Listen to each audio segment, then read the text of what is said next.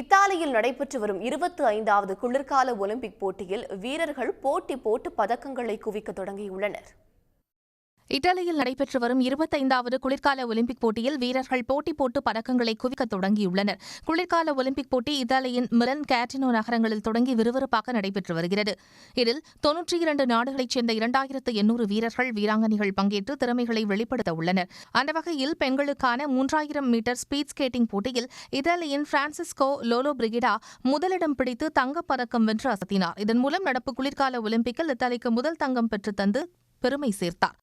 இதேபோல் பனிச்சறுக்கில் சவால்கள் நிறைந்த 10 கிலோமீட்டர் பந்தய இலக்காக கொண்ட ஸ்கித்தலான் போட்டியில் ஸ்வீடன் வீராங்கனை ஃப்ரீடா கால்சன் முதலிடம் பிடித்து தனது நாட்டிற்கு முதல் தங்கப்பதக்கத்தை பெற்றுத்தந்தார். இதேபோல் சக வீராங்கனையான ஆண்டர்சன் வெண்கலப் பதக்கத்தையும் வென்றார்.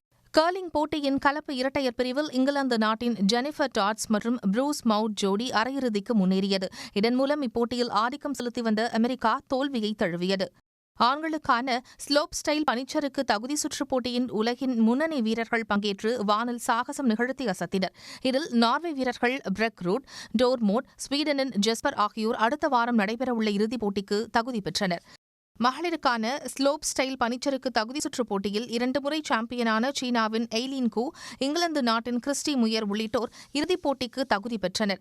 இதேபோல் மகளிர் ஐஸ் ஹாக்கி போட்டியில் America, Sweden, Germany, Switzerland, Japan ஆகிய அணிகள் 2வது சுற்றுக்கு முன்னேறியுள்ளனர். இதனிடையே 4 நாட்கள் முடிவில் பதக்கப்பட்டியலில் இத்தாலி தலா 1 தங்கம், வெள்ளி, வெண்கலப் பதக்கங்களுடன் முதலிடத்தில் உள்ளது.